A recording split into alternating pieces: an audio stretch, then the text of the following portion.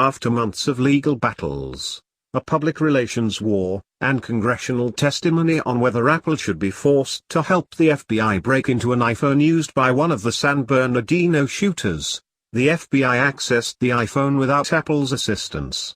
And, as the New American predicted, the agency has now admitted that nothing of value was found on the phone. But, as has become increasingly clear, the US government viewed its case against Apple as merely one salvo in a broader war against encryption.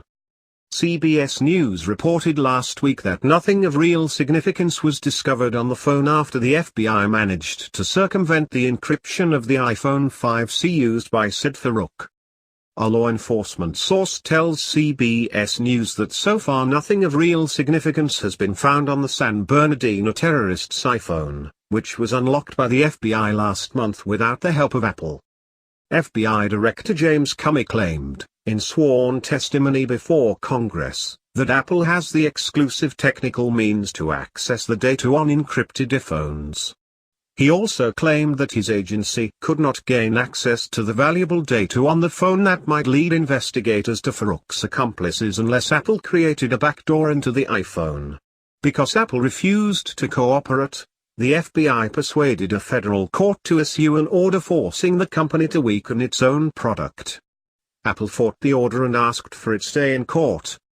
As the date of the hearing was approaching, another federal judge in a separate, but related, case ruled against the FBI and said that the agency could not force Apple to access an iPhone used by an accused drug dealer in New York.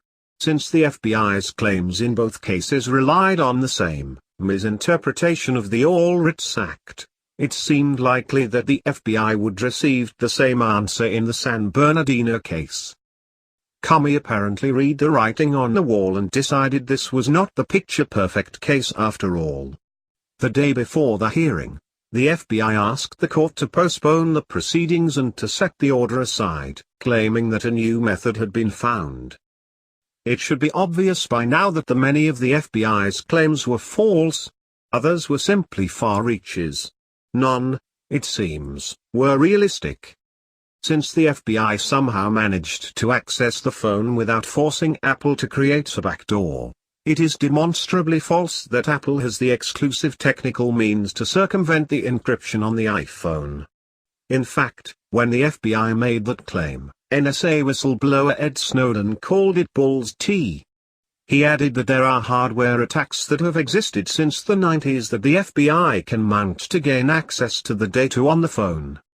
As this writer wrote at the time, Daniel Kahn-Gilmer, writing for the ACLU, called the FBI's claim fraudulent, and laid out a method for extracting the data from the phone without creating a backdoor and weakening the privacy of everyone else who uses encrypted devices.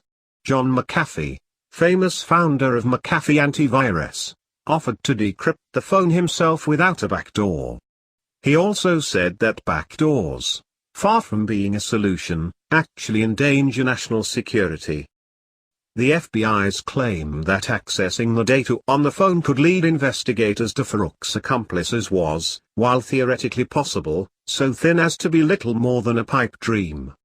There was never any realistic chance that the phone would yield any valuable information. As this writer said in a previous article, the iPhone at the center of the FBI's PR and legal war against Apple was not even Farouk's primary mobile phone.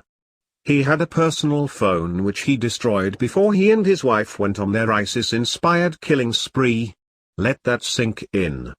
Farouk had two phones, a work phone and a personal phone.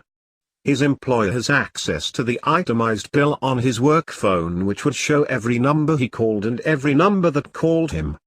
In fact, Verizon has given the FBI record of all his calls and texts. He did not destroy that phone, but he did destroy his personal phone. It doesn't take the amazing Kreskin to figure out which of those phones he was worried about investigators accessing.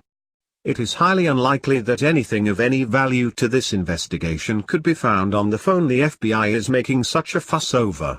So, why all the fuss? Now that it is known that the phone does not contain anything of value, the question, why all the fuss, stands in even sharper contrast. The answer is simple. The FBI, and other surveillance hawks, were never really interested in Farouk's phone in the first place. They certainly knew it would not likely provide groundbreaking intelligence. The real goal all along was the setting of a precedent. If FBI investigators had simply wanted the data from Farouk's phone, they could have gotten it without demanding that Apple circumvent its own encryption software. Instead, the FBI made a series of mistakes that would make a technology rookie blush.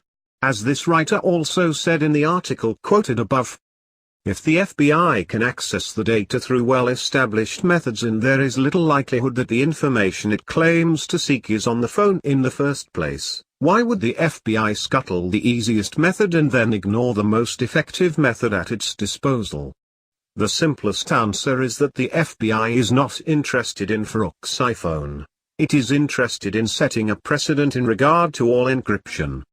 Almost as soon as Apple announced the new default encryption standard on all iPhones running iOS 8 and up, and Google followed suit by making better encryption available on Android 5.0 and up, Comey began demanding backdoors, saying encryption threatens to lead us all to a very, very dark place. After the deadly terrorist attacks on Paris, elected and appointed officials attempted to blame encryption for those attacks, and leaders of intelligence agencies claimed that the attacks were caused by too little surveillance. The surveillance hawks ramped up their rhetoric in an attempt to use those attacks to push for both an end to the private use of encryption and an increase in government surveillance. The end game of this play by Comey and his fellow surveillance hawks is the end of encrypted data storage and communications in the hands of private citizens. The FBI versus Apple case was one attempt at accomplishing that end. Now that it has failed, the next attack has been launched. No sooner had the FBI dropped its case against Apple than the surveillance hawks in Congress introduced a bill to essentially ban all encryption.